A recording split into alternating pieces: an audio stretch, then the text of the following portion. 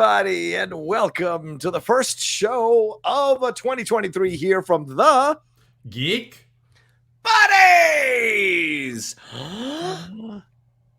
Hey!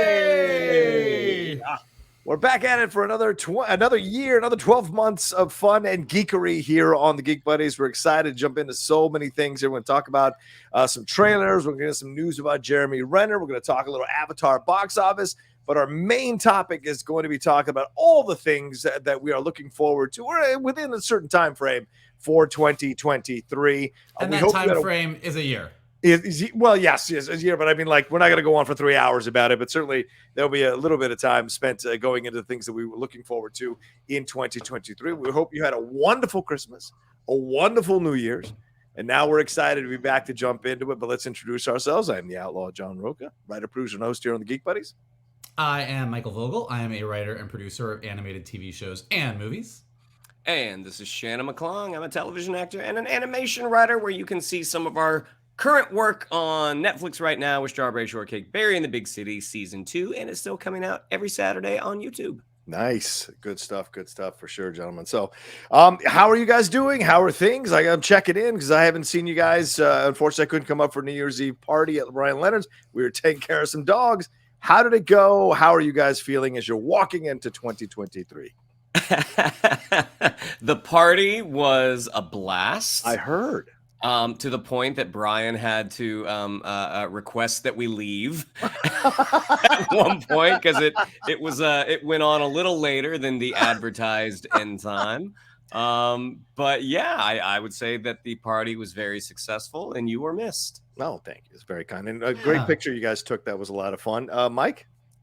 Yeah, I'm good. I'm just easing back into the year after a really nice break. Kind of just slowly taking baby steps into getting back to work each day. So got a bunch of resolutions.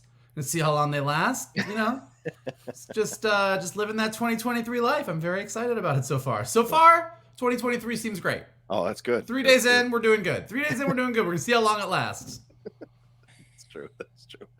All right, yeah, ours was a lot of fun, pretty boring. We're old people just hanging out on the couch, went to bed at 10 o'clock, woke up the next morning. Happy New Year. It was a fun old thing for sure, and taking care of the dogs until like 1 o'clock in the afternoon the next day on New Year's Day. But a good time. So you didn't even stay up till midnight? No, didn't even stay up till midnight, man. I'm like, you know what? I'll just have my 12 grapes and I'm head on off to bed with the lady and hang out. We can't keep the dogs up past midnight. They'll be a terror. So we had to go to bed. Dogs aren't like babies. They don't work the same way. That's not how it works with dogs. I don't think you know how they treat these dogs. They treat them like babies. So they still calls them puppies, even though they're 8 to 9 years old. So I don't get involved. They're not my dogs, but we do take care of them. Anyway, we're going to jump into so much here and have a little fun with it all. The way the show works, for those of you who may be new and taking a chance on a new show or new podcast in 2023, thanks so much for joining us. For those who have been around for a while, we appreciate you staying on the Geek Buddies train. Each of us brings up a geek news item, and then we take a bit of a break and jump into our main topic. And as we said, it's a few things that we're excited to see in 2023. Mike, I think you're kicking us off with some news here from Avatar. I sure am. I told you guys months ago when we started watching those Avatar Way of Water trailers that you shouldn't bet against James Cameron, and it turns out that you shouldn't bet against James Cameron. One time I visited a prostitute in the war. My life's been a living hell ever since, for God's sakes. You bring it up every time. How you were right about this. I'm going to just keep bringing it up. And when the trailers for Avatar 3 come out and we all have the same discussion again, I will say the same thing. Look, Avatar The Way of Water had a really nice New Year's weekend, much nicer than the party that we had at Brian's house. It made $86.3 million over the 4-day weekend, which means it has made $444.4 million in North America, and it has roughly made $1.4 billion globally, and that is in the first 3 weeks of release. So in its first 3 weeks of release, it is now the 14th highest global release in history, just ahead of Black Panther and Harry Potter and the Deathly Hallows Part 2. And after only 3 weeks, it is primed to surpass the biggest movie of the year, Tom Cruise's Top Gun Maverick. Wow. So basically, Avatar's a beast. And all of the talk about, oh, is it gonna make its money back? Are people gonna go see it? Is this James Cameron's big folly? No, it turns out people are going to see that movie. And if it's 3 weeks, and also, I don't have the exact numbers in front of me, but the percentage drop each week, obviously, because it is a behemoth, the percentage drop is like a James Cameron movie and not like other movies. I think actually between its first and second week, or its second and third week, it actually didn't drop. It actually increased. I think going into the New Year's weekend, like more people went to see it than the week before. So it seems like people are returning to Pandora, and James Cameron is going to be bringing us a lot more Navi adventures for a lot more Feliz Navidades in the future.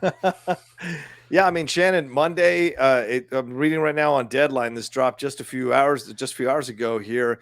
They're saying that Monday, it was the best January Monday ever, with $21.1 million, ahead of American Sniper's January 19th record, which was $17.9 million back in 2015.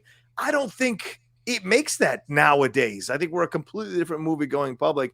Even 7 years later, I don't think it makes $17.9 million. The 4-day run was $88 million for the James Cameron directed sequel, which is just minus 8% from its 4-day Christmas weekend. It only had an 8% drop, Mike and Shannon, from its Christmas Day run. That's incredible in terms of the staying power. And this is a 3-hour and 12-minute movie. It is longer than the first movie doing the things that it's doing. So what are your reactions here, Shannon? I mean, look, from the beginning, I was like, will people tune back in for this? I don't know. Is it hooking me? No, not really. And after having seen it twice, I can still say, like, yeah, it did not really hook me. However, despite the fact that I am wearing my Navi blue right now, you know, but I love the fact that a movie is doing this type of business. I mean, I hope this encourages, you know, other folks who are not in the Marvel business to you know, keep making original things. Even though, yes, this is a sequel, but I mean, this was James Cameron's idea, which he borrowed heavily for some other things. But you know, you borrow from the best when you're writing. But no, I love the fact that a movie is doing this type of business, and I hope this encourages other folks to keep making movies. I mean, as convenient as streaming is, I don't want to lose that movie going experience. And that's what this was. I mean, it was an experience. You know, again, I tried to rewatch the first one leading up to it. I couldn't get through it. I imagine that I'm not going to be, you know, on Disney Plus when Way of Water comes out. I doubt it's going to be in my top 10. But again, I'm thrilled that a movie is doing this well. That is not Marvel, Star Wars, or DC. And just to give you a little comparable stats here, Avatar 2's Monday is well ahead of Rogue One's $15.9 million, which was January 2nd, which we said that as well back in 2017. It's 34% of its 4-day $65.5 million. Avatar 2's Monday beats the first January Monday of Spider-Man No Way Home, Force Awakens, and Last Jedi. Almost combined, to be honest with you, because that's about 29 million and this is about 21 to 24 million. So pretty incredible numbers for sure. Yeah, I'm very surprised at its staying power. Not surprised at Cameron doing well, I suppose. Now I'm very much a convert. I was with Shannon as well, doubting it all from the beginning, wondering if we needed it. But after I saw it, I thought, man, this film could make $3 billion, honestly. And so the fact that it's reached this level already this quickly, and there, again, there's nothing coming until Ant-Man and the Wasp: Quantumania. I know Megan's coming. I know there's other films out there. Shout out to Puss in Boots, who came in second. It's around 66 million worldwide. Good stuff. But like, this is a juggernaut, and clearly people have time with the holidays and what have you to go and see this film multiple times or with the family. We'll see what happens over the next few weeks if it maintains this this momentum and trajectory that it's on, because apparently next weekend it's estimated about 25 to 30 million. So that's a little bit of a steep drop here from what it is over this weekend, but maybe it'll hit 40 to 50. You just never know. There's nothing else out there. People want to go someplace and have some fun with it. So, I mean, we could get 2 billion way quicker than we anticipated, and it may not hit the 3 billion, but certainly if this was regular times and not pandemic times, maybe it would have hit the 3 billion a lot quicker than we anticipate. So we shall see. But yeah, Mike. Well, no, I just wonder. I mean, because we do talk about it, and obviously the movie does not grab Shannon, but Yeah. for the parts that he was awake for. But Oh boy. what I wonder though is, Yeah. and people say, oh well, there's not a lot out. There's nothing else out. He had a clear runway. Like all the articles leading up to Avatar were James Cameron's not going to make this money. Who needs Pandora? Now everyone's like, well, it's because of this. And if you look at the box office and da-da-da. But I wonder, like, when I was talking about this with some people over the break, what is it about James Cameron movies? Like, everybody loves to make fun of his cheesy dialogue. Oh, his scripts are a little whatever. They love to say, oh, well, Avatar's derivative. Titanic is a little like, cardboard villains. Like people can knock at James Cameron, and they do, and not without some level of there's truth behind it. Like, unobtainium in Avatar is not the most clever of names, but he's doing something right. And when you're looking at movie making and you're looking at what makes people go to theaters, what gets people obsessed, like, he's been churning these things out. And despite all of the critics and naysayers who want to poke holes at what James Cameron does, like, something is working. And I just wonder what it is that he's doing.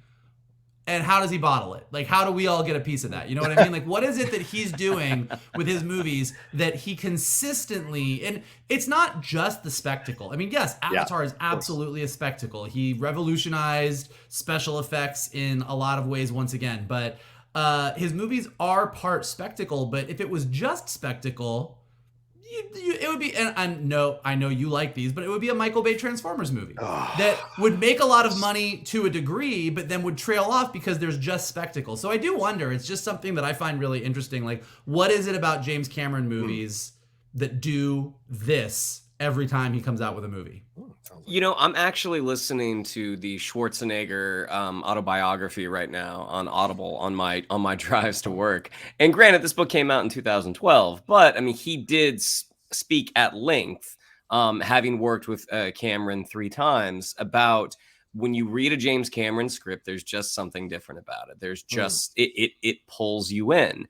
And granted, Schwarzenegger, I wouldn't necessarily trust him with story that much. But he does acknowledge the fact that, James Cameron is the best filmmaker, I've ever worked with. And he has a connection to an audience that is sort of ineffable. And I mean, honestly, I would say that earlier in his career, I do feel like Michael Bay did have that. I think you look at like the first Transformers, that's a solid movie. I think and granted, we're big softies for this one, and a lot of people would ding us for it, but the 3 of us love Armageddon. I mean, Armageddon is so cheesy. I think The Rock is honestly one of the best action movies ever. I'm like, this is so much fun. I do think he kind of lost his way. I mean, you'll get his smaller movies like Pain and Gain and 13 Hours, which I both think are awesome.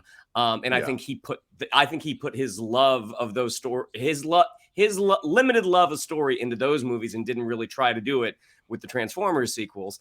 But Cameron, I mean, how many films has he actually directed? I mean, I want to say it's less than 10, right? It's under 10. It's around 10 or under 10. There isn't that Piranha 2, you got to count it.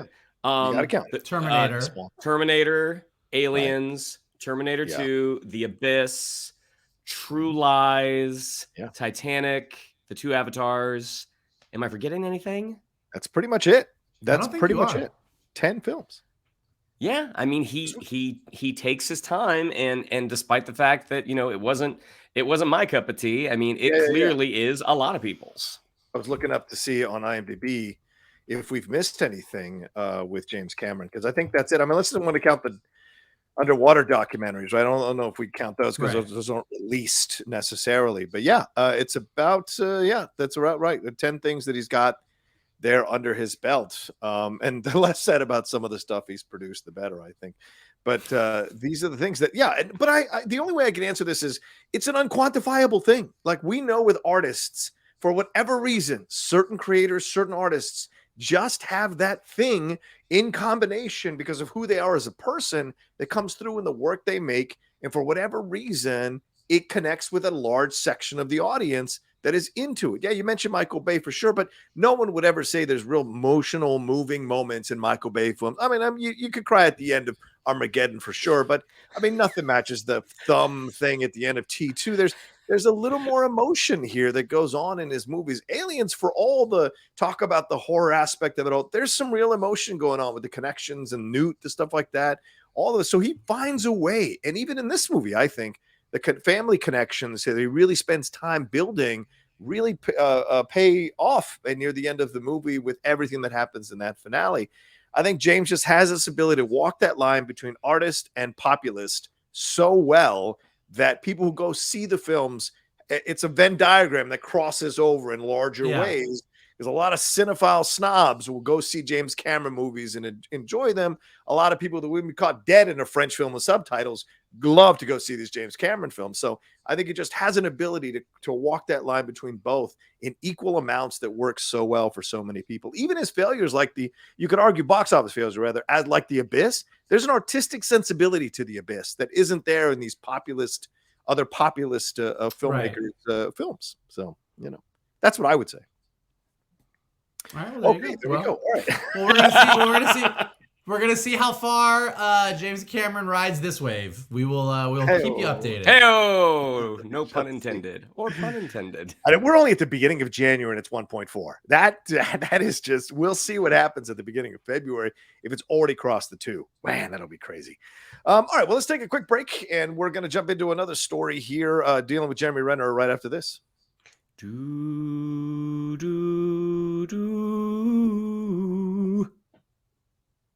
That's Avatar. That was Avatar. Okay. No, I knew it was Avatar. It was just okay. I give it up.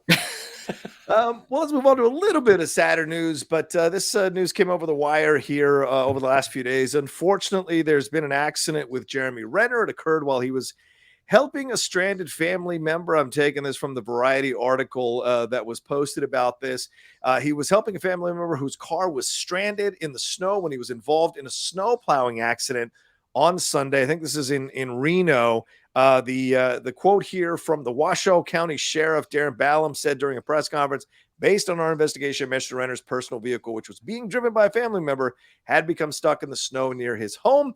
Mr. Renner went to retrieve his piston bully or snowcat, an extremely large piece of snow removal equipment weighing at least 14,330 pounds, in an effort to get his vehicle moving. After successfully towing his personal vehicle from its stuck location, Mr. Renner got out of his piston bully to speak to his family member. At this point, it was observed that the piston bully started to roll, and in an effort to stop the rolling piston bully, Mr. Renner attempts to get back into the driver's seat of the piston bully. And based on their investigations, at this point, Mr. Renner is run over by the piston bully. According to an eyewitness there, they did not see him again until the piston bully came to a rest in a pile of snow in front of the driveway. They don't think there was any foul play or any kind of drinking going on here. And there was apparently 3 feet of fresh snow, so it took a while to get to Jeremy Renner, but apparently people came out of their houses with towels and stuff. So there must have been a lot of blood to try to maybe keep the blood in his legs, because that's apparently where the snowplow ran him over. He posted a picture today to his 18.6 million followers on Instagram there, and all he wrote was, "Thank you all for your kind words," with the pray emoji. "I'm too messed up now to type, but I send love to you all." So this is a sad situation, brought to mind what happened there. Oh God, how come I always forget the actor from Star Trek when he was run over? Anton Yelchin. Anton Yelchin. It brought to mind the Anton Yelchin situation when he was run over by his own car in a terrible accident in his house, at his house. So this is a sad situation for Jeremy, but he's at least posting photos, posting messages. So what are you guys' reaction to this? And what are your feelings when you hear this story? I mean, I think from the beginning, when the reports came out, that they did say like he is in serious but stable condition. So the fact that that's what they were leading with, and apparently there was some sort of footage of him being airlifted out.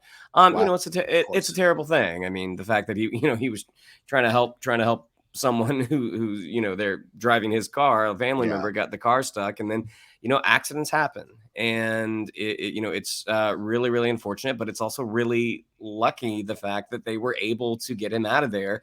And I don't think they would have said it was stable if it wasn't. So I mean, at this point, you just want to say a prayer for him and his family, and that hopefully his road to recovery starts sooner rather than later, and hopefully it's not too long. Yeah. Mike, your thoughts on this? It just sounds rough. I mean, it just sounds like it. Yeah. Like there's you were in an accident. Oh, this happened to you. Oh, like rolled over by a snowplow is probably one of the more painful things that I have heard. Like it was just it. I mean, like Shannon said. I mean, it was great that we just got hey, this thing happened. He's doing okay. Right. So it was a shocking story, and it was definitely a story that made you realize how easy it is for accidents to happen. But hopefully he's okay and heals up fine. But man, it sounds like, I don't know. You ever hear things like there's just a certain kind of accident, and you're just like, fuck, that sounds rough. Yeah. This was like you're like, oh, Jeremy Renner was in an accident. He's okay. You're like, oh, okay, thank God. And then you actually read the article and you're like, I'm sorry, he what? Yeah. Ooh. I mean, putting the weight. That's why I grew up in Florida and moved to Southern California. I don't fuck with snow.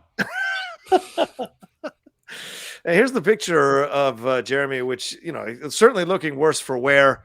In that you should see the picture of the snowplow, but this is a tough shot there of him. So that is a rough situation for sure. But it looks like I said, if he's tweeting, if he's taking pictures, it seems like he's going to be on the mend here. And hopefully there's no long-term effects of this kind of situation to him and his body and his future, physically, because 14,300 pounds, good God almighty, man, That picture, I hope that was like a loved one took the picture and they said they should post that. But I saw that picture, and the first thing that I pictured in my head was some publicist in his hospital room being like, okay, no, hold on. Put the broken glasses on. Hold on. Get the good light. I was like, man, just let the man rest. I know. He can tweet to people later. Just let the man rest and let him heal.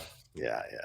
Well, we wish him a speedy recovery for sure, because we do love Jeremy Renner. And I don't know about you guys, but I certainly rewatched all of Hawkeye while I was home for Christmas and enjoyed watching that all over again and really loved it even more. I mean, I swear to God, it's such a good show for Christmas to enjoy and sit and have fun with it. So we shall see what the news is, and hopefully it's all positive and he recovers and back to normal. And certainly Mayor of Kingstown season 2 is on the precipice here. We've got other things that are going on in the Marvel universe that he will have some role to play in, I'm sure, as it goes forward. So we'll keep an eye out. All right, well, let's take a quick break, and then we'll jump into some trailers from Shannon McClung right after this.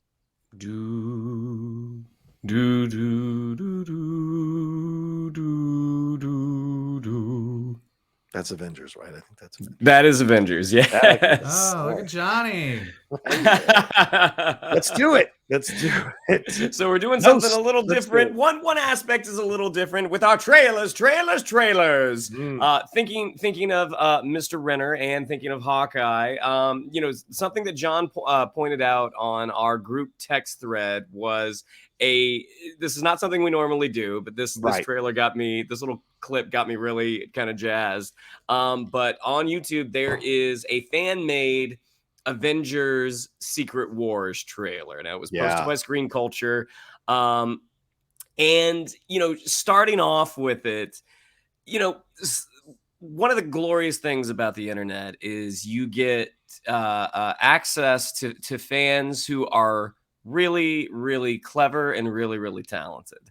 And I've watched fan-made trailers in the past, and some of them don't quite get there, and some of them are absolutely incredible. I mean, I want to say this is a long time ago, but there was a Green Lantern fan-made trailer that I made John and Vogel both watch. That was I remember that one. That's right. They use kind of the crux of the Star Trek, the 2009 Star Trek, and then kind of colored over it with with some green shading, and they put a mask on Nathan Fillion, and that was one of those things that I'd have a big night out and get home and be like, what, I'm going to watch that Green Lantern fan-made trailer and get emotional. You really know how to party, McClung. Everything was the pre-party up until that. But watching this Avengers Secret Wars trailer, it just got me really, really excited. Like, they're using footage from phase 4, phase 3, there's shots of Thor from Love and Thunder. We get to see Sam Wilson and his Cap outfit. There's some shots of Shang-Chi. I mean, watching this, and again, like, I realize this movie's not coming out for 4 years, 3 or 4 years. But watching that trailer, it just brought a huge smile to my face. And I was really glad that John forwarded that along to us. So, gentlemen, what did you think of our fan-made Avengers Secret War teaser? Mikey? It was cute. It was cute. I did not listen. Maybe I've watched too many fan-made trailers on YouTube. I was like, yeah, this was cute. Including the Tom Cruise Iron Man shot. I was like, okay, come on, guys. It was fine. I do think what's great about it is that, it's, and we're going to talk about the things that we're excited about for this year. Like, it's great that we are all so hyped up on the Marvel machine, and that the Marvel machine, is setting us up that even though that trailer was kind of like, here's every fan servicey thing that we want to see in Secret Wars, and we're probably not going to get that in Secret Wars. We're going to get something different. We're all going to be excited about it for the next 3 years. So the fact that there's this excitement already about where this multiverse saga and where phase 5 and phase 6 are going is great. So I love seeing that. But yeah, fan-made trailers, I'm always just like, yeah, okay. I get it. I know what the fans want. I see where this is going. Yeah, shout out to Screen Culture who put this trailer together. It was a lot of fun to watch. I really enjoyed it. I mean, because like you said, Mike, all these weird people they brought in, and some of them put because there's no picture of Tom Cruise rather in the Iron Man outfit, so they had to kind of create that as a superior Iron Man. And I thought they did a really nice job at weaving in like Halle Berry's Storm and Professor X and Captain Britain and all of that throughout the whole thing. I thought was a really fun thing to do. But yeah, some of the special effects not so great near the tail end of the trailer, where you could tell there's like floating heads doing this. I'm not gonna ding a fan made trailer for their special effects. Like they were doing the Lord's work, but fair enough. But it was nice to see all of that. All it did is made me excited. I mean, the Red Hulk made an appearance. So there's a lot of things that you can tell these people know the Marvel stuff that they are putting into the trailer here to get people excited. So shout out to them for putting this together. And certainly the excitement builds now. We're out of phase 4. We're going to jump into phase 5 and phase 6. Is this going to kind of repair a little bit of some of the feelings for some people about phase 4? We'll be looking at phase 4 in a different way now after it's all over, heading into phase 5 and phase 6 as we head towards Secret Wars. Will be a lot of fun. Certainly the speculation is already starting. Ben Affleck's Daredevil, all 3 iterations of Fantastic Four showing up. There's all kinds of speculation jumping out about this whole thing and what we're going to get and who is going to show up in cameos and non-cameos. So it's fun to speculate, but we are years out from seeing this for sure. I don't know if I can handle 3 years of speculation. It was 3. You think it'll be 3? Was it 2 years, 3 years? Moving on to 2 of our actual trailers. Okay. So the first one that we're going to talk about came out a few weeks ago, but we had a little holiday break. But it is for The Pale Blue Eye from Scott Cooper, starring Christian Bale, Harry Melling as Edgar Allan Poe.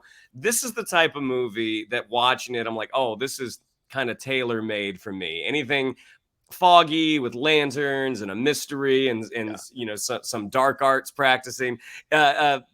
Christian Bale, this is based on a book from 2003 by Louis Banyard, I think his name is. But yeah, I mean, Christian Bale is basically like a private investigator, and he's brought in for a murder at West Point. And we find out that one of the students there, it takes place in 1830, is a young Edgar Allan Poe who Harry Melling looks incredible. But yeah, I mean, this reminds me of the Guy Ritchie Sherlock Holmes movies, just from an aesthetic standpoint. Guy Ritchie Sherlock Holmes without the fun, because this looks deadly serious. And watching Christian Bale, like this type of role, I mean, this is just him in his element. Like, he's super intense. getting to the bottom of this, mystery around a military academy. I think this looks fantastic. But gentlemen, I'll throw it over to you. What did you think of our first look at the Pale Blue Eye? Yeah, I really liked it. It's not there are already some reviews out for it. It's not getting the greatest of reviews, but for me, looking at the trailer, I am 1,000% on board with it. This is my language. Take your sweet ass time as you're setting it in this particular environment. I am good to just sit on back and let you take me into this world as slowly as you want to go. It's got snow, which is a really big selling point for me with any movie. And it's got all this investigation and mystery and all this time. The Alienist is my favorite book ever written. And I thought the adaptation did a pretty good job, not a great job, but a pretty good job of bringing that to life and having this set around the earlier times as well, and having this investigation. And it's a little bit of Elseworlds, like remember Batman teaming up with Houdini or Sherlock Holmes. So seeing Christian Bale here teaming up with Edgar Allan Poe be involved in this in some way is fascinating. Plus, I think Scott Cooper knows how to direct Christian Bale in interesting ways. They've worked together, I think, a couple times before, Out of the Furnace, and I can't remember the other film that he was in that Scott Cooper directed. I thought was really great. Remember, Scott Cooper's the one who did Crazy Heart. Certainly got a great performance from Jeff Bridges and from Colin Farrell in that movie as well. So I'm very excited to see what we're going to get. I'm ignoring what other people are saying who've seen it already because it's coming out real soon on Netflix. And I wanted to see if this is one that is interesting and kind of challenging and fun to watch, even if it might be a little bit slow at times overall in its delivery. Mike, your thoughts?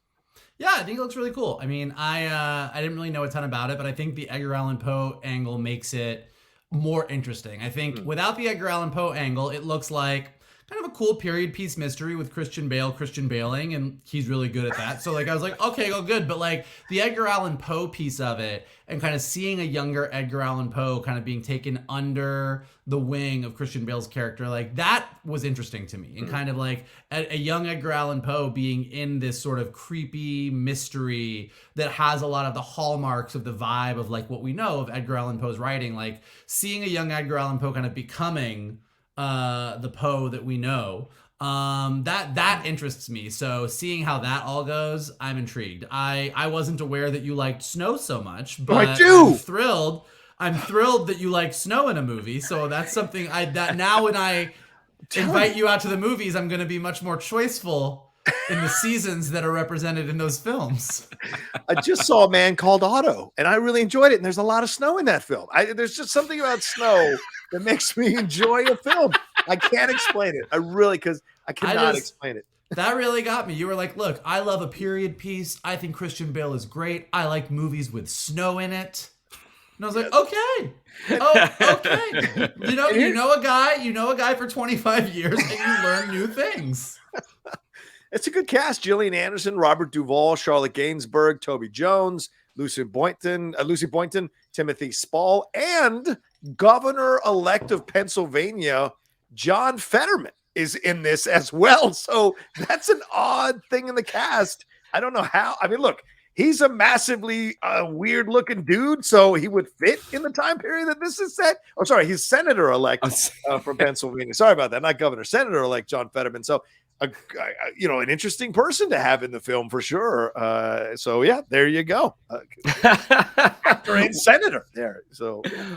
Well, as John said, this does come out very, very soon, January 6th on Netflix. You'll be able to stream it. And that brings us to our last trailer. This is the second look at M. Night Shyamalan's Knock at the Cabin. What was really interesting, anytime a trailer starts in the movie theater and M. Night Shyamalan's name comes up, there is, if you're in a crowded theater, there can be a little bit of a shift amongst the audience about folks that are like, and like, maybe he's back on track. We'll see. When Split came out, that movie was so unexpected and everyone was just like, he's back. And then Glass came out. It's like, nope, he's still gone. But the first trailer for Knock at the Cabin, where Dave Bautista, Rupert Grint, two actresses, what are their names? Nikki Amuka-Bird and Abby Quinn. They basically play doomsday prophet folks who run across Ben Aldridge and Jonathan Groff, a couple, and their adopted daughter. And it seems like, from from the vibe of that first trailer, it's like, oh, these are some crazy folks in the woods who are running up on this family, and they have these crazy doomsday theories that they're gonna make the family like basically sacrifice one of themselves. The second trailer opens the door a little bit more to this movie where maybe they're not quite as crazy, where you see things are happening throughout the world that definitely feel like, oh, this could be a sign of the end times, which, and you get to see how Jonathan Groff's character especially is sort of like, oh my gosh, like this is a thing. Like you start to see the fracturing of this family. So, the first time I saw the trailer, I was like, Shyamalan, we'll see. This one's got me a little more excited, but I'll throw it over to you, gentlemen. What did you think of our second look at Knock at the Cabin? Yeah, Mikey? This is based on a book. Yes, it is. That means it didn't come out of M. Night Shyamalan's head. Which, is that good or bad for you? So I am a little bit more excited about to see this movie. And look, M. Night Shyamalan is one of those really, what was the last one he did? Old? Is it Old, yeah, right? Old. Yeah, Old, yeah. So M. Night Shyamalan has this thing, like, he's a great director. Mm-hmm. Like he hands down, he is a great director. He's got a great eye for the camera. He is so good at building tension. He does so many wonderful things. But I think at a certain point, he got so enamored that he was the guy that gave you the twist. Because he's had some good twists early on. But then it kind of gets to a point where like you're waiting for the twist. And even though this is based on a book, so I feel like it maybe has a little bit more of like a base to build from, I'm still watching this movie, I'm still watching this trailer, and to Shannon's point, I'm like, okay, so clearly it looks like there are some end times happening, but what's the twist? And I think that it's the greatest strength and weakness that M. Night Shyamalan has, is that there's this expectation. And to Shannon's point, that's why there is kind of this shifting in the theater, because that one trick only gets you so far. Mm-hmm. And I think with Split, I guess you could argue that it had a twist to it, but it didn't have a twist so much as it was just like a crazy fucking story, and it was really basic and simple. The biggest twist in Split is that you found out at the very end of the movie that it was tied to The Sixth Sense and Unbreakable. It's kind of a metaphor. Sorry, Unbreakable, not Sixth Sense. Sorry, Unbreakable. So I think that I'm curious. I'm intrigued. I think it's a great cast. I think it's an interesting concept. Just the basic idea of, would you save your family or save humanity? Like, it's either or. You don't get to do both. I think that's really interesting. So I'm definitely going to go see it. I went to go see Old in the theater. Like, I will complain and get annoyed and harumph about M. Night Shyamalan's twists, and then his next movie will come out and I'll be like, all right, we'll see what you did this time. Let's go do it. Like, I'll be there. Show me your homework. Let me see what you did. I like this one because there's, I liked most of his most recent thing. I defended Glass. I liked Glass, and I thought Old was good for the most part. A little, and there wasn't even any snow in it. Well, right, exactly. It's all on the beach, so but I enjoyed it. Vacation destinations. I like vacation destinations. You know what? I enjoy Niagara Falls. So anyway, the thing when you're watching the thing that struck me about this time around, because the first teaser, I did a trailer reaction for it. It was like, okay, this is a pretty interesting story, as you said, Mike. This idea that, okay, it's these two people, they have to sacrifice somebody. These four people obviously represent the four horsemen of the apocalypse in some way. I get the symbolism, and they clearly doomsday cult members or whatever. But watching this second trailer, I think there's a real subtle level that he is working at in this trailer, at least, and what I'm getting from what the movie might be about is making a commentary on our social order now. This idea that two people with a daughter here in this house, four people show up, and these four people, they initially resisted, but one of the two who have the daughter there start to see what the four cult members are telling them, which splits the two the couple apart, and one goes and starts to believe the cult stuff, the other person doesn't. So there is commentary, I believe, that M. Night Shyamalan is making with this movie about our current society and some of the battles that we are having within some of our own homes, and especially coming out of Christmas and New Year's. I'm sure some people watching or listening to us right now had those same battles at home. So there might be a commentary, and is there no greater horror than seeing a family member go down a wormhole that they're not coming out of? And so there's a lot going on here that I think is working below the surface, but on the surface, this trailer looks awesome. I mean, just the idea that they might actually be correct about Doomsday and all the stuff they're showing them, and actually able to see the plane flying through the sky in some weird way, the tsunami, all of that. So what would be your reaction to all of that if that was happening to you, especially if you're in a secluded cabin in the woods? So it's going to be very interesting to see what it ends up being. As long as no fucking plants are talking to anybody, I think we're going to be okay. That's what I would say. Yeah, but it looks great. I hope it's good. Yeah. Well, knock at the cabin. Not as soon as The Pale Blue Eye, but it is coming out next month, February 3rd. So just a few weeks away. And shout out to the ascension of Dave Bautista more and more. I mean, he's fantastic in Glass Onion, and here's another role where he looks really good. I think my friend Brad Gilmore tweeted this out, and he said, I think by the time it's all over, you're going to think of Dave Bautista as an actor before you ever think of him as a wrestler. And I think he's 100% right. By the time it's all over. I already do. Yeah. Yeah, as do I. Over the weekend, my wife and I, we watched the Ric Flair documentary on Peacock. Oh my God, really? Wow. Yeah. And there is a very young Dave Bautista in it. He's so young to the point my wife did not recognize him. She was like, wow, he was a really good looking young guy. Yes, he was. That's why he succeeded as well as he did in wrestling. But yeah. So we'll see. All right. Anything more to say on these? Or are we good to go? I think we're good. All right, let's take a quick break. We're going to jump into our main topic, talking about some of the things that we are looking forward to seeing here in 2023, right after this.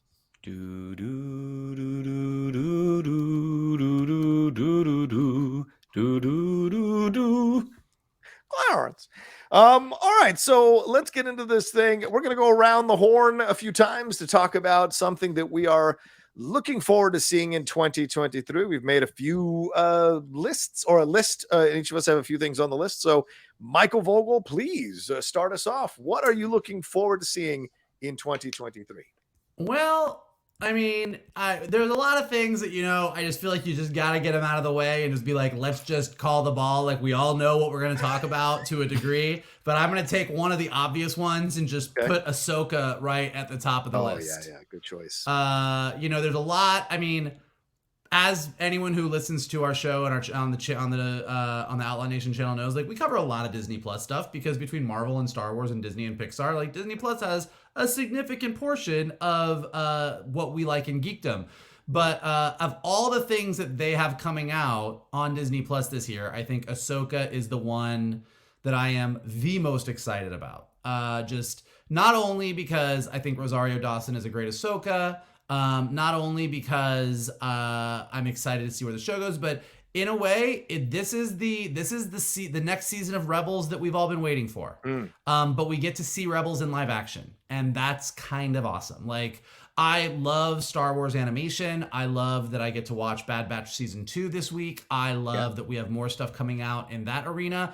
But seeing those Rebels characters come to life, seeing Ahsoka and Sabine hunting down Ezra, Grand Admiral Thrawn, and just seeing wherever Ahsoka goes. I mean, I've said this before and I'll say it again. I think Ahsoka Tano is going to be the future of Star Wars. I don't know where she's going in this period of time between Return of the Jedi and The Force Awakens, but in the same way that Ahsoka kind of hops over the original trilogy, if you look at things in a timeline order, and then picks up the thread and runs with it, I think she might hop right over that new trilogy too and just keep going, because I think that Lucasfilm knows that with Ahsoka Tano, they have a character that pretty much everyone in a fandom that can be quite fractured at times agrees is just a straight badass.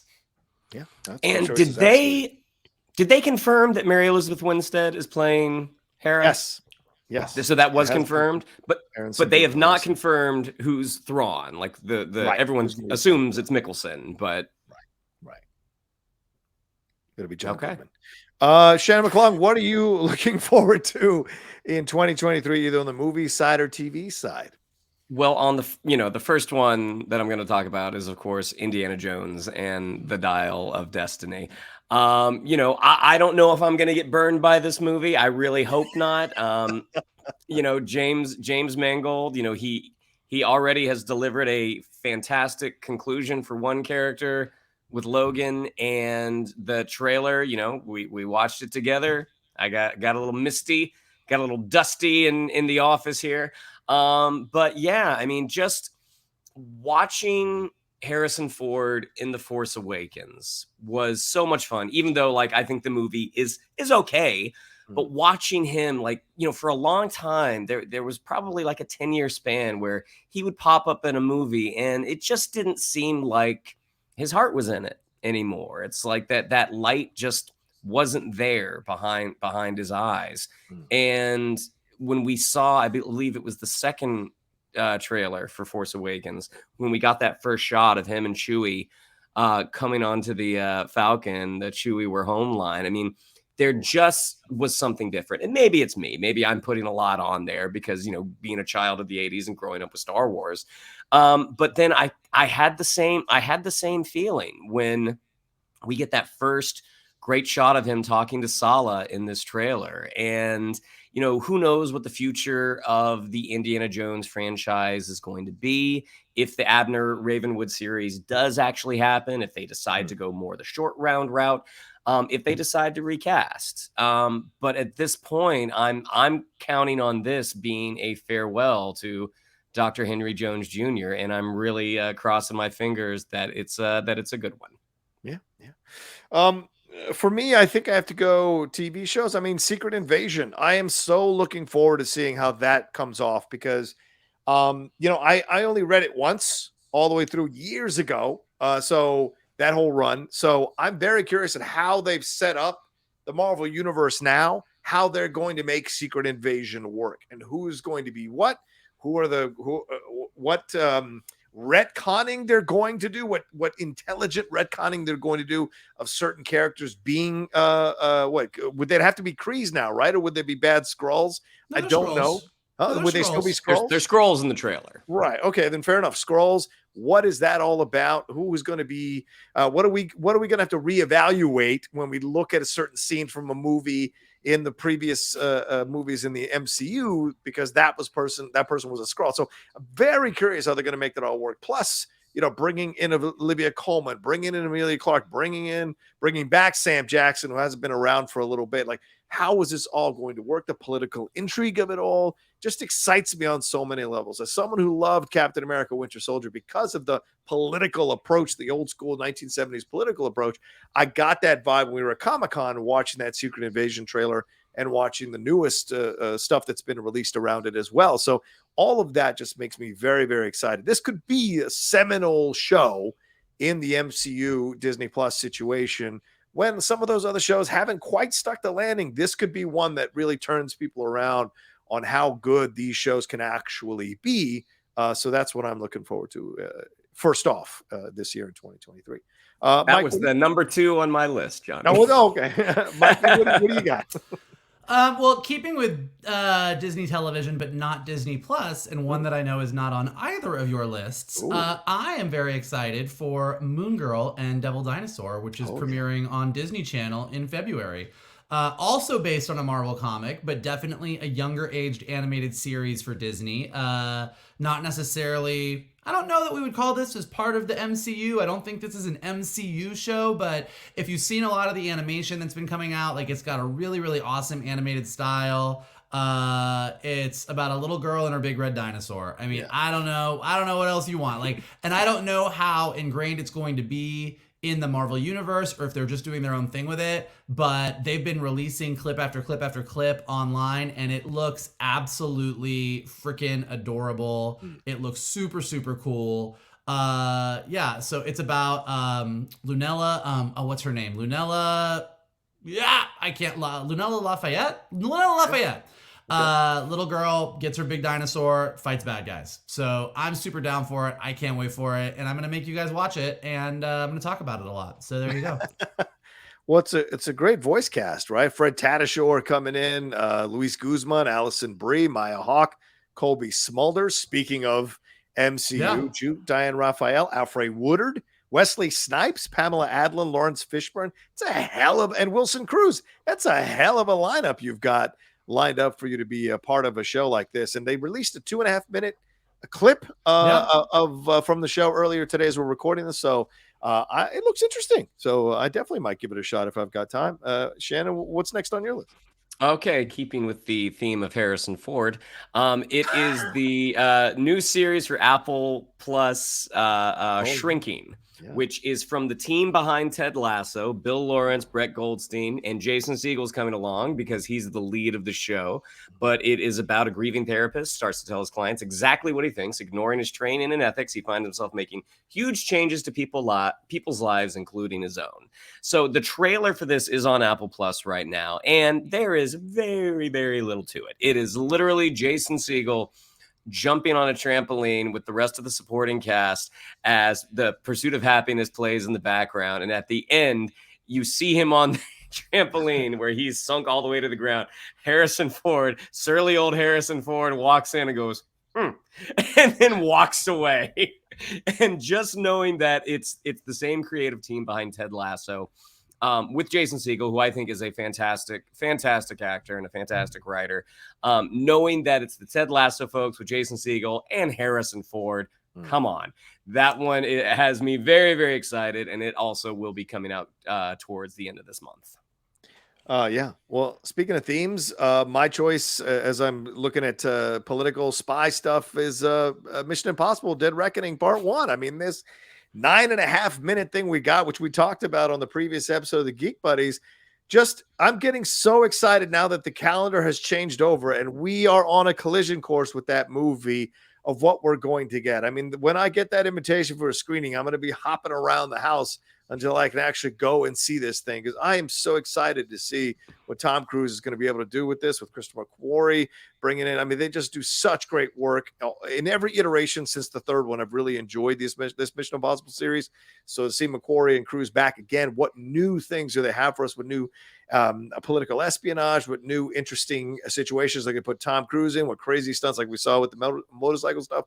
What have we got going on? All of it is just very, very exciting to me. And Haley Atwell coming in. What is Haley Atwell's role going to be in all this? Because the series has done well, I think, by its female actresses and not turning them into damsels in distress. Rebecca Ferguson handles her shit. Maggie Q handles her shit. Everyone handles their shit. So what is Haley Atwell's role in all of this? How much of a badass is she going to be? Because obviously loving her in Agent Carter and playing Captain Carter as she does in What If and in the Multiverse of Madness movie, it's going to be great to see her take on a role like this and see what she can do with it as well. So, and Isai Morales coming in as a villain. That's awesome. Isai, who's been a veteran since the 1980s, being involved in films and television. Great to see him being a part of this series and franchise as well. So all of it, just incredibly excited for that. Mike, what's your next thing? I just really hope I can remember what happened. I'm sure I'm going to love it when we're in the theater. Is there snow in it? Is there snow? There must be snow. They're in the European countries. There's got to be snow for well, God's then you are in. Yeah, totally. Here's one that I'm excited about. It's supposed to come out summer. There's not an actual date, I don't believe exactly, but on Amazon Prime, Good Omens Season 2. If you didn't check it out, Good Omens, Terry Pratchett, Neil Gaiman book, about a demon and an angel that kind of work together to do a bunch of heavenly and hell-like things. I don't want to spoil anything for anyone who hasn't watched it, but David Tennant plays the demon, Crowley, and Michael Sheen plays the angel, and they were just a goddamn delight. I mean, it is a delightful show. If you didn't check it out, you should check it out. But what's really interesting is season 1 adapted the entire book. Good Omens is not a big novel, so season 1 kind of covered it. it was done. So everyone kind of thought it was a one and done, but I guess it did well enough for Amazon that a season 2 is coming with these characters, and it's a wholly new story. So it's something that has never, there's no source material to it. So for something that was kind of like a really fun, delightful, whimsical kind of take on hell and heaven and the apocalypse, I'm really excited to see where it goes. And I love all these characters, and I love me some Neil Gaiman. Yeah, and if you enjoy Tennant and Michael Sheen, I can't recommend Staged, the series that is out there for people to watch, where they are giving each other shit as they have been shut down during COVID as they were getting ready to put on a play, and they have episodes over Zoom where they're just busting each other's balls the whole time and having guests come in like the Dame Judi Dench to give them shit for being these arrogant actors. It is genius, brilliant. I discovered it over the last couple of weeks there over the break, and I sent it to Shannon. I was like, you got to watch this. It's just hilarious. So if you enjoy them in Good Omens, watch that as well. All right, what's your next thing? What's your next thing, Shannon? Well, in keeping with the themes of farewells, I'm going to say Aquaman and the Lost Kingdom. Oh, we're not even going to see that movie. What are you talking about? But okay. That movie is totally going to come out. It's not going to matter.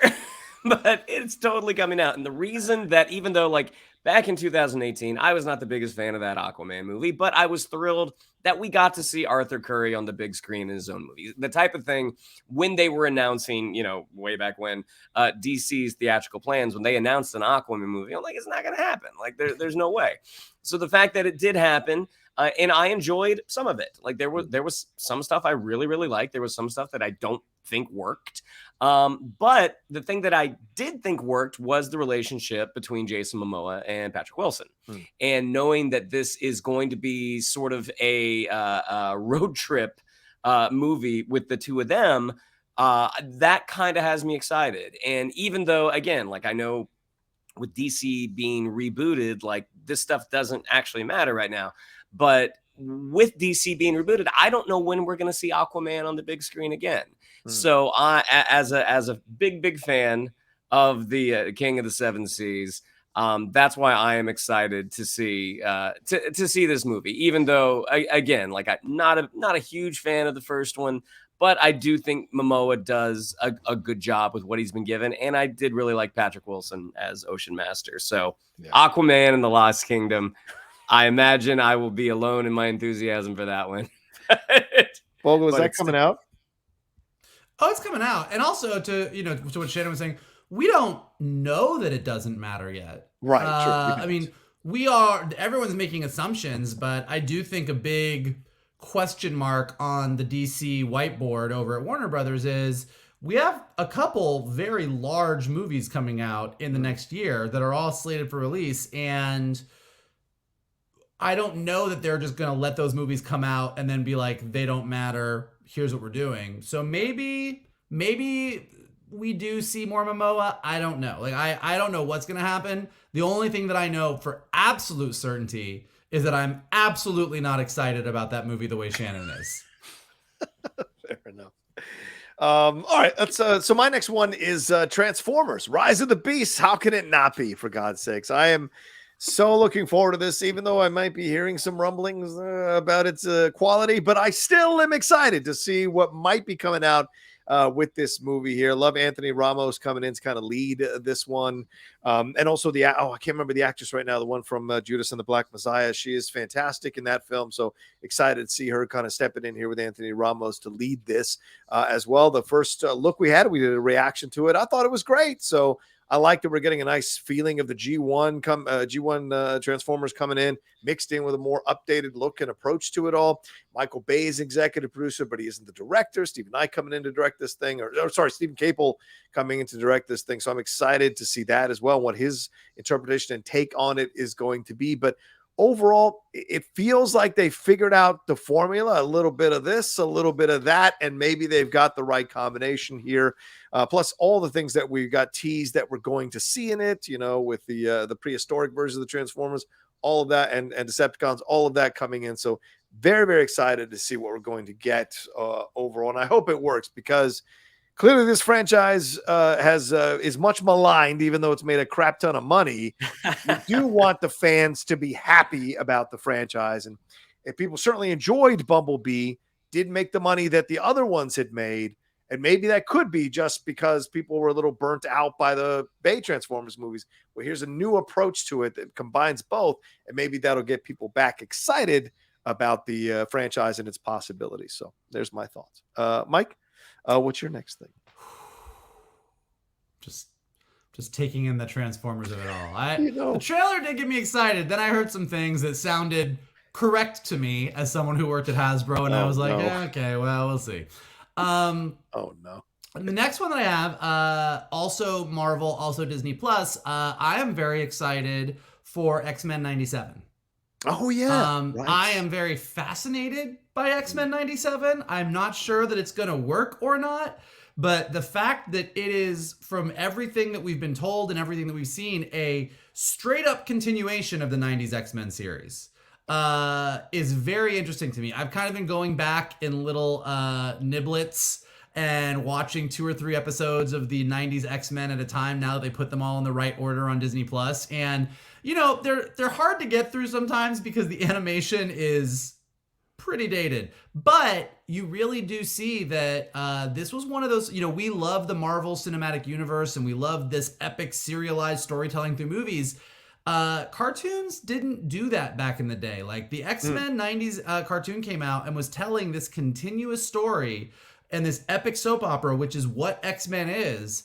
And it's still really compelling. Even once you get past kind of the rough animation and some of the ridiculous things like Jean Grey passing out every episode, it's really, really fun. And so knowing that the entire team on X-Men 97 are such fans of the original series and want to take it into just a continuation of that and tell more stories in that world, some of the same voice cast, like same style, same feel of it. Like I said, it's kind of a huge experiment to me. I don't know that it's going to work. I don't know that a modern audience is going to go, okay, cool, I'm on board, or that they're going to be able to go back and rewatch all the old X-Men to be caught up on it. But I'm very fascinated and I'm very excited about it. Okay. Shannon, what's the next thing on your list? It is Agatha, Coven of Chaos. Oh, okay. Along with I did rewatch Hawkeye during the winter break here, but I also was kind of bouncing around on WandaVision again, and that show, knowing that Jack Schaefer is also writing that one, the writer from WandaVision, on the heels of White Lotus season 2 and Aubrey Plaza and how fantastic she was.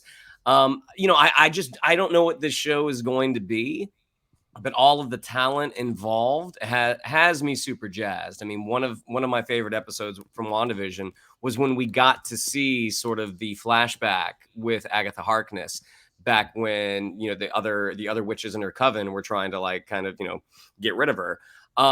So, the combination of Catherine Hahn, Aubrey Plaza, Jack Schaefer, that one has me really, really excited. And, looking at the future of what the Disney Plus series are going to be, if they're going to just focus on specials from here on in, knowing that we're getting one more Jack Schaefer series, has me really excited. And I'm crossing my fingers that it's going to be a good one.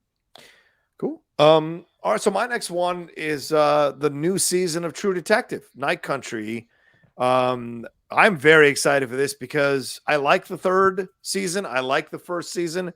I'll defend the elements of the second season, even though it didn't 100% work. And in fact, I rewatched the finale of the first season the other day. Something sent me into a wormhole, and I was like, "Well, that's right. That's when we watch." And then just the utter brutality of that season finale shook me, and so that got me back excited thinking about True Detective, and the fact that we're getting the first female-led True Detective, or 2 female-led True Detective, because certainly we had Rachel McAdams in the second one, but certainly this one here with Callie Reese, who's a new actress who was a former boxer. She was in the new film that came out last year, actually. Catch the Fair one, I think is what it's called, and Jodie Foster coming in here as a detective. Really interesting to see what they're going to have in terms of chemistry and what the approach is going to be. And from what I'm seeing of where it's set here, it unfolds during the dark of winter snow in Ennis, Alaska, where 6 men vanish without a trace from a remote research center. So Issa Lopez is writing and directing the series, with Iceland standing in for the 49th state. So we're going to get some snow. So I'm very excited to see what we're going to get here in this show. And the idea of 6-man, I mean, it immediately makes me think of The Thing. So what is going to be found out in this season of True Detective, which always kind of goes into some interesting places every season? What are we going to see this time around? So I'm very excited for that one as well. Didn't it feel like in season 1, like you were waiting for that turn down the supernatural lane? Yeah. Like at any moment it could have happened. Like not so much season 2 and season 3, but knowing that it's all about a missing persons case. I mean, that's cool. Yeah, it's got a little Wind River vibe to it as well. If you guys remember that film from a few years ago from Tyler Sheridan. And snow, for God's sake. Should we go through one more? Or are you guys out of things you're looking forward to? No, I've got one more. Okay, Mike, you got one more? Yeah, sure. I mean, I'll go. You know, we didn't actually touch on a lot of the Marvel movies that are coming out. Oh yeah, sure. And it's hard to say. I'm excited about all of them. Obviously, I'm excited to get into Phase 5 of the multiverse saga and the MCU. But I'm gonna go with the Marvels as the one that I'm the most excited about, just simply because it's the one we've seen the least of. I love Carol Danvers as a character.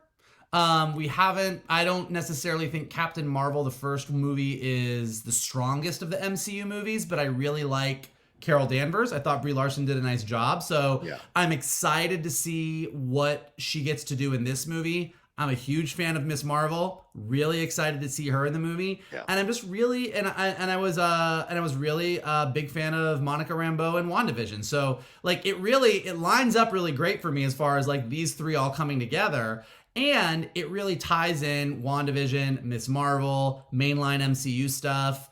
So I'm just really curious to see what goes down. It might be amazing. It might be a mess. We haven't seen anything, so we might get that first trailer and I might go, I don't know. But I'm the most intrigued by it because I think pretty much everything else that's coming out this year, with the exception of maybe Echo and House of Harkness, we haven't seen much of. But like most of the Marvel stuff, we've seen at least a little tidbit of here or there.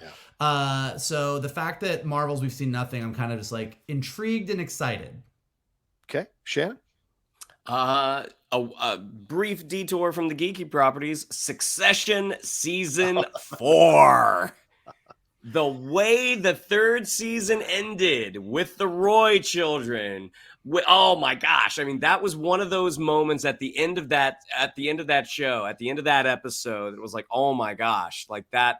This is such an incredible, not really a cliffhanger, but it's like the beat that the story ends on, and knowing the way HBO is that that you have to wait 6 years for the next season, and then having them release a little bit of like a teaser for it, you're seeing how the Roy children are going to be battling their father.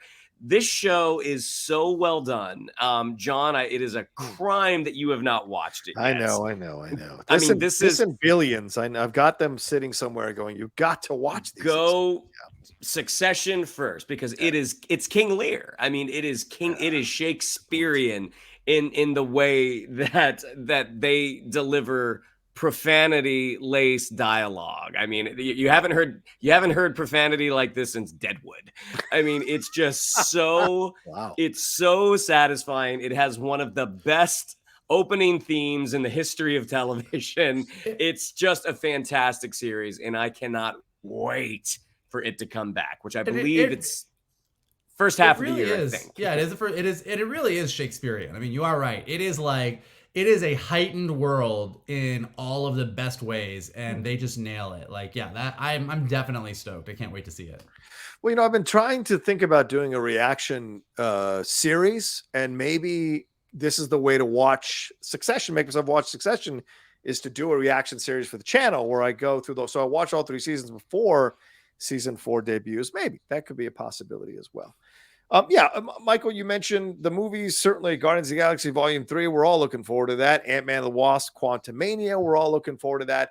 But I have to shame myself a little bit and say that I am looking forward to the Flash movie. As much as I may hate the Ezra Miller situation, as much as I may hate the stuff that went on and everything like this, I'm not going to support Ezra, but I'm certainly going to see what we're going to get in the DC universe, and if this film even effing matters when it's all over and said and done. So I have a large curiosity to see how they're going to work in these cameos from Keaton and Affleck, and if the Cavill and Godot cameos survive. I have a lot of questions about it. So it's from a curiosity point of view that I'm looking at Flash. Doesn't mean I condone what Ezra did. Certainly don't like anything that Ezra did. But that being said, I have an interest in this to see what it means. Does it chart a new path for DC? Are they going to re-edit it in a certain way to make it fit what James Gunn and Peter Safran want to do? What is this movie going to be? And it's not coming out like late, like December, like Aquaman. It's coming out in the middle of the year. So what changes are they going to, or have they been making to it so that when it comes out, people will see that it's kind of this new step for DC in a new direction? I'm very, very curious. So from that point of view, not so much supporting it, more a curious point of view that I have for this one. I do think that, I know this isn't a new thing, but just off of what you're saying and Shannon's excitement about Aquaman, there's not a specific DC property that I'm excited about this year, because God knows I'm not. But what I am excited about, and I think this year will really define a lot of things, that as these DC movies come out, and as we do hear more about what the new plan is, I actually am genuinely, truly excited about this kind of fresh start for DC. Now, how fresh that start is and what is going to go on exactly, I don't know. And we all might hate it, and we all might go, oh my God, they fucked it up even worse. Like, who knows? But I think for the first time in a long time, I feel like they're making some really hard decisions that are going to potentially put them in a really solid place. So I think this whole year is going to be really interesting as we're covering all the news as it comes out. Covering just the evolution of this new plan for DC is something I actually am really excited about. Yeah. And we'll see what the Shannon, what were you going to say? No. Oh, okay. I thought you had some reactions. I thought maybe that was the reaction right there. Yeah, we'll see where they're going to go with those. And I saw a tweet earlier today that I got to bring up here. Somebody tweeted out that said, or maybe they tweeted at us and said, I never thought that John Cena would last longer in the MCU than The Rock. And I thought that was an incredible statement to make, because absolutely, that's actually a fair statement. If Peacemaker survives, you can absolutely say that, which will be something incredible to look at as we go forward. So a lot of DC, a lot of Marvel, but some stuff outside the geek world as well that we're all looking forward to. And clearly we could have gone for another hour talking about all the stuff that's coming in 2023, and we will try to cover as much of it as we can. Certainly Bad Batch on the precipice this week. Yeah. So we're gonna have to figure that out with us and Laura, who has agreed to come back and review that with us. So we are going to see when we're gonna do that review sometime this week for sure as well. So look out for that as well. And we got to finish up Willow, which of course drops in the next day or so as well. So we'll finish up that series. We are gonna trudge to the end of that series no matter what.